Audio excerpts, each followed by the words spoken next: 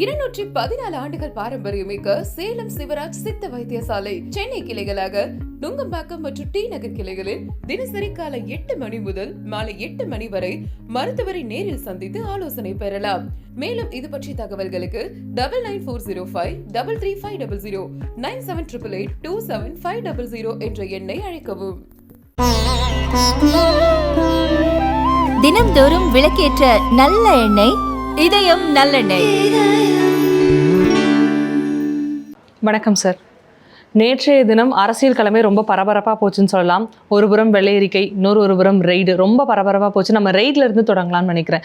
இந்த ரெய்டை ஒரு ஊழல் நடந்திருக்கு, அதுக்கான ஒரு ரெய்டாக எடுத்துக்கலாமா, இல்லைங்க இது அரசியல் காழ்ப்புணர்ச்சியோடு நடத்தப்பட்ட ஒரு ரெய்டுன்னு எடுத்துக்கலாமா சார்? அரசியல் காழ்ப்புணர்ச்சியோடு செய்யப்படுறது தான் அப்படின்னு திமுக தலைவர் திரு ஸ்டாலின் சொல்லியிருக்காரு. அப்போ நமக்கு ஒரு எளிமையான கேள்வி ஏற்படுது. கடந்த திமுக ஆட்சியில் 2021-26 அதிமுகவுடைய முன்னாள் அமைச்சர் பெருமக்கள் நிறைய பேர் எம்ஆர் விஜயபாஸ்கர், சி விஜயபாஸ்கர், தங்கமணி, வேலுமணின்னு நிறைய பேர் வீடுக்கு வந்து ரைடு போனாங்க. இது எல்லாம் அரசியல் காழ்ப்புணர்ச்சி தானான்னு சொல்லணும். இல்லை காழ்ப்புணர்ச்சி இல்லைன்னு சொன்னான்னு வச்சுக்கோங்க, அப்படிலாம் கிடையாதுங்க, நாங்கள் சட்டத்தின்படி தான் சொன்னோம். 5 வருஷத்தில் ஏதாவது ஒரு ஆக்ஷன் எடுத்தாங்கன்னு சொல்லணும். எல்லார் வீட்டுக்கும் ரைடு போனாங்களே, அடுத்து என்ன நினச்சதா தெரிஞ்சதா இப்போ நம்ம புரிஞ்சுக்கணும்ல. இப்போ ஐடி ரைடு நடக்குதுன்னு வச்சுக்கோங்களேன். அப்போ ரைடு போகிறாங்க, அவங்க பேப்பர்ஸ் எல்லாம் சப்மிட் பண்ணணும். அதுக்கப்புறம் பேப்பர் கிளியர் பண்ணுவாங்க, அவங்க ஆட்டோமேட்டிக்காக ரிலீவ் ஆயிடுவாங்க. அதை யாரும் கண்டுக்க மாட்டாங்க. பனிஷ்மெண்ட் எதாவது வந்துச்சு, ஃபைன் எதாவது வந்துச்சுன்னா நமக்கு உலகத்துக்கு தெரியும். ஆனால் இந்த மாதிரியான கிரிமினல் கேசஸில் இந்த மாதிரி சொத்து குவிச்சிருக்கிறாங்க, ஊழல் பண்ணியிருக்கிறாங்க, ரோடே போடாமல் ரோடு போட்டதாக கணக்காட்டுறாங்க மாதிரி விஷயங்களில் ஒரு டிரான்சாக்ஷன் உட்பட பல விஷயங்கள் இருக்கும். அப்போ நமக்கு என்னென்ன, இப்போ ரைடு நடந்திருக்கு, 24 hours ஆயிருக்கு, we can await. ஆனால் லாஸ்ட் 5 years ரைடு நடந்துச்சு, அது என்னாச்சுன்னு கேள்வி வரல. அப்போ திமுக தலைவர் இது அரசியல் பழிவாங்கும் நடவடிக்கை, நாங்கள் சிபிஐ பார்த்தவர்கள், நாங்கள் எமர்ஜென்சியை பார்த்தவர்கள் அப்படிலாம் சொன்னாங்கன்னு அவர்கள் பண்ணது என்ன அப்படிங்கிற ஒரு கேள்வி வருது. அப்போ 5 வருஷமாக நீங்கள் ஆட்சியில் இருந்தீங்க, அதிமுக உங்களுடைய எதிர்கட்சி அப்படி இல்லை எதிரி கட்சி அப்படின்னு சொல்லி சொன்னீங்க. அப்போ நீங்கள் என்ன பண்ணீங்கன்னு கேள்வி வருது. இந்த கட்சியில் இந்த ஆட்சியில் என்ன பண்ணியிருக்காங்கன்னு we have to wait and watch. 24 hours நம்ம ஆஹா பின்னிட்டாங்க, ஊழலுக்கு எதிர்ப்புன்னு சொன்னார், செஞ்சார், கில்லிப்பா அப்படின்னு உணர்ச்சி படவும் நான் தயாராக இல்லை. இல்லைங்க அது வழக்கம் போல தான் தூங்கிடுவாங்க, எல்லாம் அப்படி தாங்க ஆரம்ப ஜோரில் அப்படி தான் பண்ணுவாங்க. அது அந்த டிவிஎஸ்சியோடைய டைரக்டராக நியமிக்கப்பட்டிருக்கிறவருக்கு சில நீட் இருக்குது ப்ரூவ் பண்ணுறதுக்கு, அதனால் இதெல்லாம் 1000 சொல்லிக்கிடுவாங்க. நான் எந்த விதமான அவசர முடிவுக்கும் போக தயாராக. ரைடு போனீங்கல்ல, லாஜிக்கல் எண்டுக்கு வருதான்னு நான் பார்க்குறேன். ஸோ அது நீதிமன்ற நடவடிக்கை வரைக்கும் வந்துச்சு அப்படின்னா நம்ம we can understand. அது இல்லாட்டா நம்ம பொறுமையாக இருக்கிறது தான் சரி. ஏர்போர்ட்டுக்கு செல்ல வேண்டுமா? ஏர்போர்ட்டிலிருந்து சொந்த ஊருக்கு செல்ல வேண்டுமா? ஒரு வழி கட்டணம் மட்டுமே. டிராப் டாக்ஸி புக் பண்ணுங்க. டிராப் டாக்ஸி எங்கும் எப்போதும்.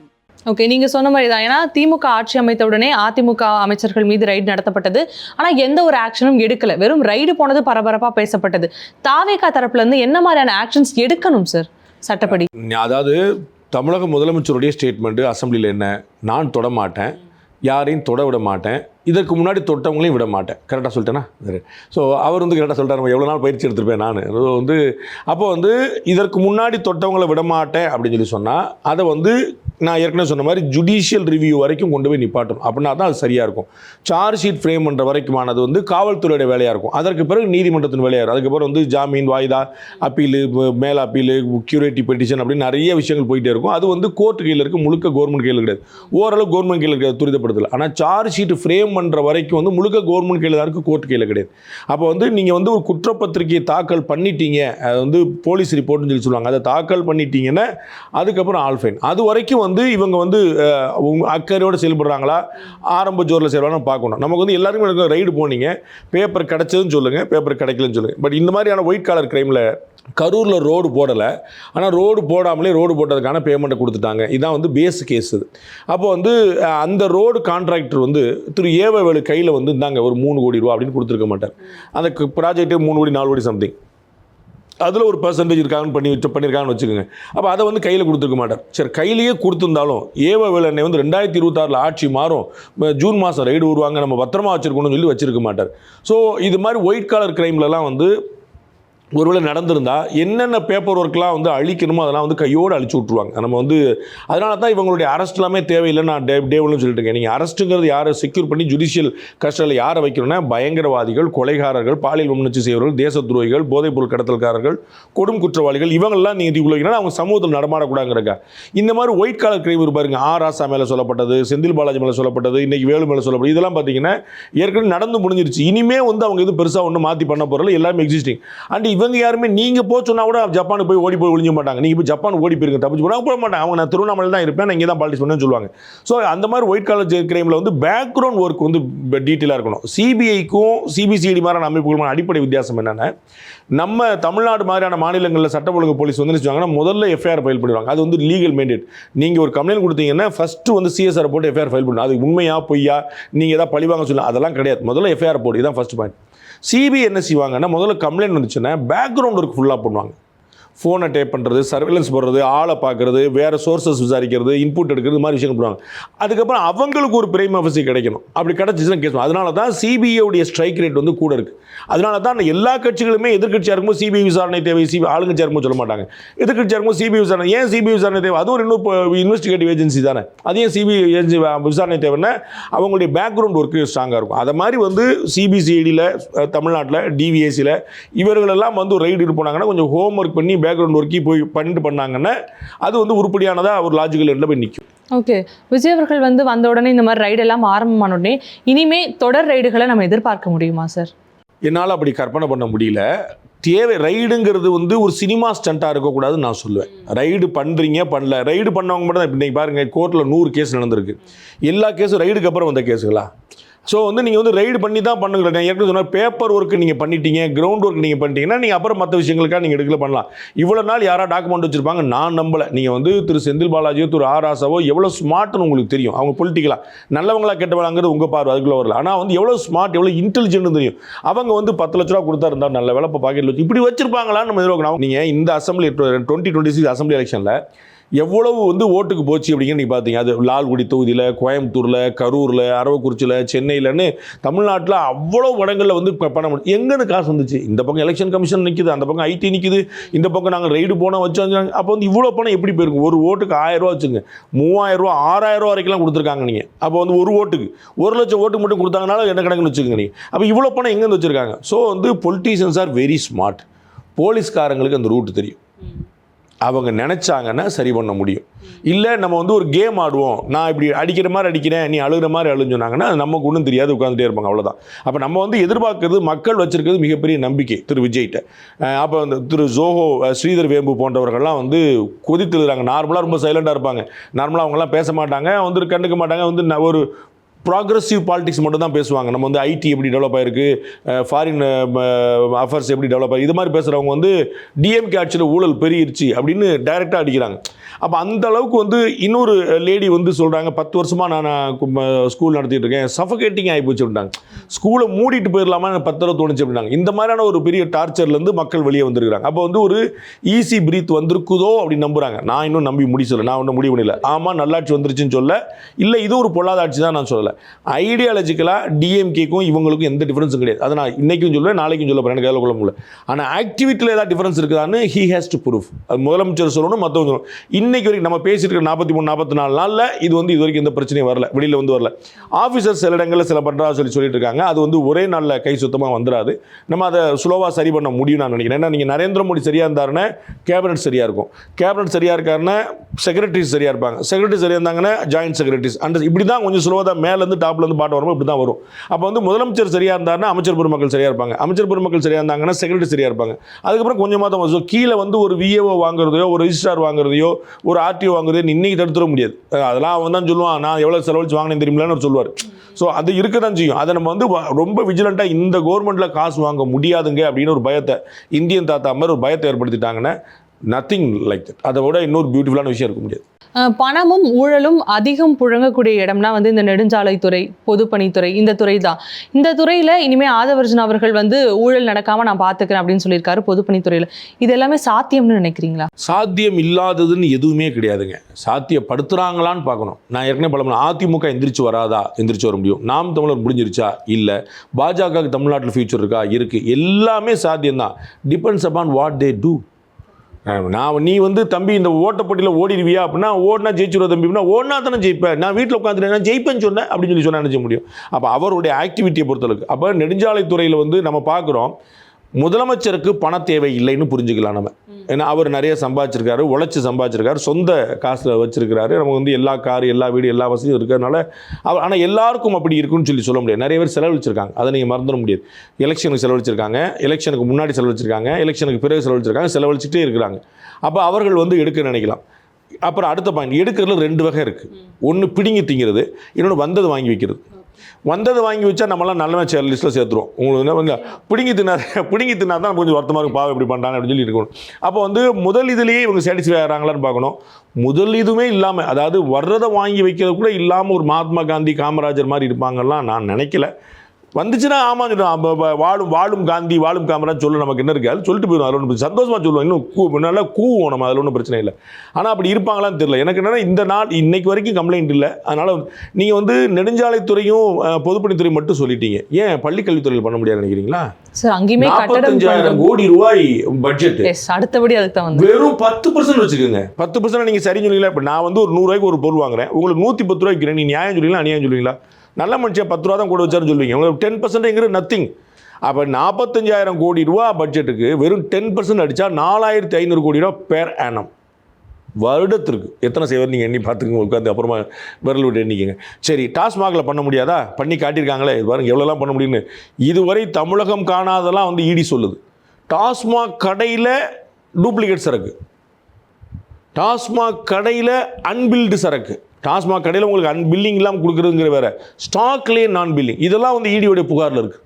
இன்டென்ட்டே 2 போடுறாங்க. ஒன்று வந்து கவர்மெண்ட் மூலமாக ஒன்று போகிறது, இன்னும் நேரடியாக பிரிவரிசிலேருந்து கடைக்கு போகிறது. இப்படி என்னென்னமோ கற்பனை பண்ண முடியாதெல்லாம் நடந்திருக்குன்னு புகார் சொல்லிட்டு இருக்கிறாங்க. ஈடியில் அவ்வளோ பெரிய பிரச்சனை நடந்துருக்கு. அப்போ எதில் பண்ண முடியாதுங்கிறதே இல்லை. நீங்கள் வந்து 200 கோடி ரூபா தமிழ் வளர்ச்சித்துறை, தொல்லியல் துறை பட்ஜெட்டு, அதில் ஒரு 10% 20 கோடி ரூபாய் ஆகி போச்சுன்னா வருஷத்துக்கு. மாதம் உங்களுக்கு 2 கோடி ரூபா கசக்குதா உங்களுக்கு? அதனால் வந்து நீங்கள் பண்ண முடியும்னா எதுனாலும் பண்ண முடியும், பண்ண முடியாதுன்னா எதுலையுமே பண்ண முடியாது. அது அவர்களுடைய முடிவை பொறுத்து. நான் இவங்க பிடுங்கி திங்காமல் இருந்தாலே போதுங்கிற ஆறுதல் அலையில் இருக்கேன். ஏன்னா அவ்வளோ அடி வாங்கியிருக்கோம், நம்ம தமிழ்நாடு வந்து அவ்வளோ அடி வாங்கியிருக்கு. அப்போ வந்து இவங்க பிடுங்கி திங்காத ஒரு குரூப்பாக வந்திருக்காங்களே, ஆறுதல் தான்.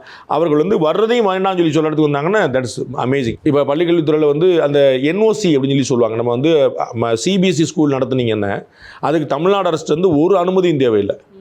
தமிழ்நாடு அரசு பார்க்குது, என்ன நம்ம அனுமதி இல்லாமல் சிபிஎஸ் ஸ்கூல் எடுத்தால் என்ன செய்யுது அப்படின்னா, உடனே பில்டிங் ஸ்ட்ரக்சர் ஸ்டெபிலிட்டிக்கு ஒரு பெர்மிஷன் வாங்கு, ஃபயருக்கு ஒரு பெர்மிஷன் வாங்கு. ஃபயர் சர்வீஸில் ஃபயரே இல்லை சார், எங்களுடைய ஸ்கூலில் கிச்சனே கிடையாதுன்னா கூட ஃபயர் சேஃப்டிக்கு வேணும்னு சொல்லி சொல்லுவாங்க. உங்களுக்கு புரியுங்களா? அப்புறம் அடுப்பு வச்சிட்டிங்கன்னா அதுக்கு கொண்டு வந்துருப்பாங்க, சுகாதாரம் வந்துடுவாங்க. நீங்கள் ஃபுட்டு வச்சிட்டிங்கன்னா அதுக்கு ஒரு குரூப் வந்துடுவாங்க. இப்படி எல்லா கணக்குலையும் வந்துட்டு என்ஓசி என்ற வாங்க, சர்டிஃபிகேட் தானே வாங்க மாட்டேன், நோ அப்ஜெக்ஷன் அப்படின்னு சொல்லி சர்டிஃபிகேட் வாங்க. இப்படி ஒன்று போட்டு இது வந்து குழந்தைக்கு கூட தெரிஞ்ச ரகசியம் வந்து அதுக்கு ஒரு கணக்கு இருக்குது அப்படின்னு. திரு ராஜ்மோகன் வந்து அமைச்சராக வந்த பிறகு என்னுடைய ஆட்சியில் அது இருக்காதுன்னு சொல்லியிருக்கிறாரு. அப்படி இல்லை, பெரிய விஷயம். அது வந்து எல்லோரும் வரவேற்க வேண்டிய விஷயம், நோ டவுட்.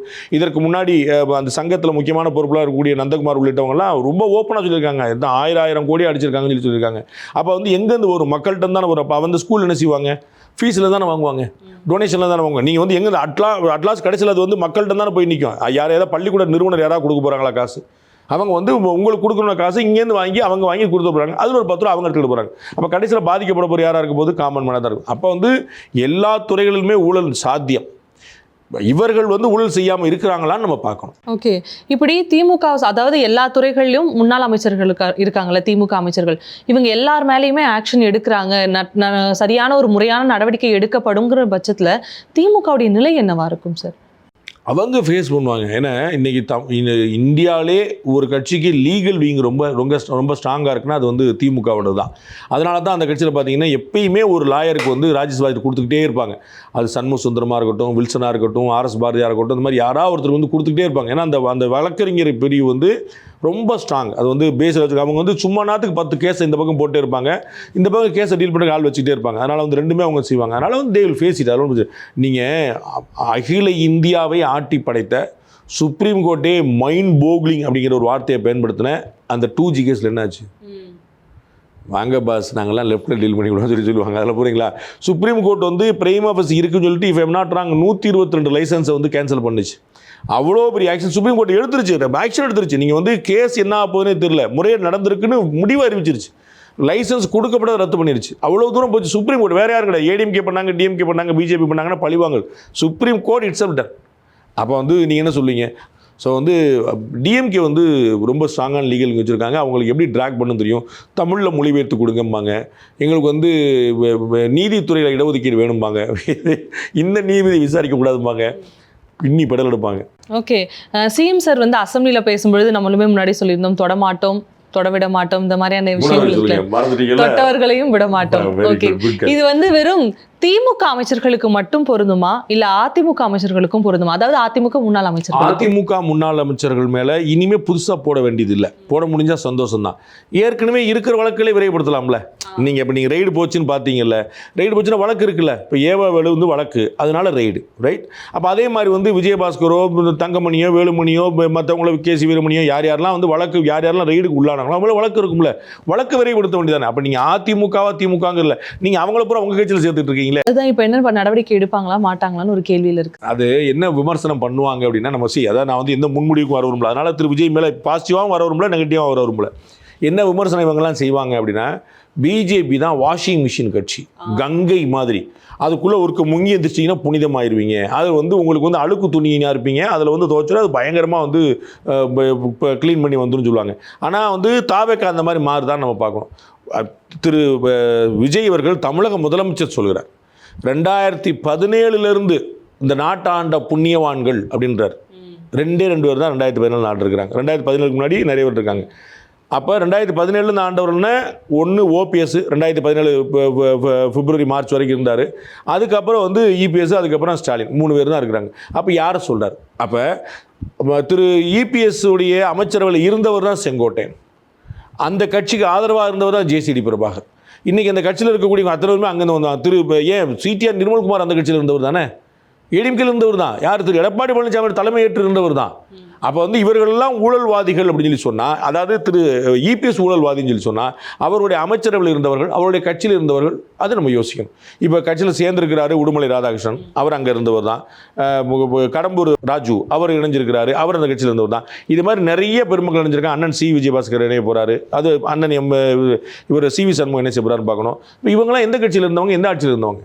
அப்போ நீங்கள் 2017 ஊழல் நடந்துச்சுன்னு சொன்னால் என்ன செய்ய போகிறீங்க? அதை நம்ம புரிஞ்சுக்கணும்ல.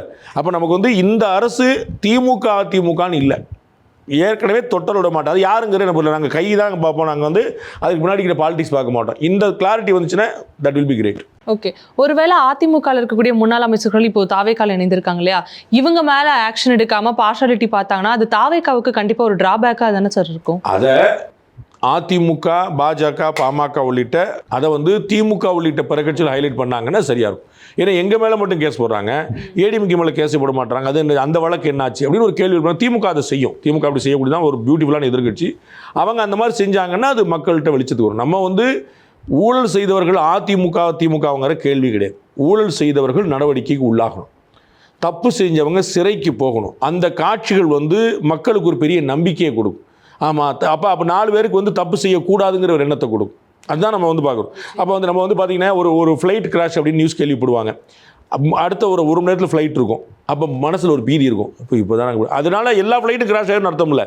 ஆனால் அந்த ஃப்ளைட் கிராஷ் ஆச்சு, ஆமாம் அப்படி ஆகிப்போச்சு அப்படின்னு ஒரு பீதி இருக்கும். அப்போ ஒரு கைது நடந்துச்சு, ஒரு ஊழலில் வந்து ஒருத்தர் தண்டிக்கப்பட்டார் அப்படின்னா கொஞ்ச நாளைக்காவது அடுத்தவங்களுக்கு பயம் இருக்கும். இப்போ அவரே ஜெயிலுக்கு போயிட்டார், அப்போ அவரே உள்ள வச்சிட்டாங்க, அப்போ நம்ம நிலைமை என்ன ஆகும் அப்படின்னு யோசிக்க வைக்கும். அப்போ வந்து ஊழல்வாதிகள் தண்டிக்கப்படுவார்கள் என்பதை உத்தரவாதப்படுத்தினா போதும். அதுக்கு வந்து ஏடிஎம்கே டிஎம்கேங்கிற பேதம் கிடையாது.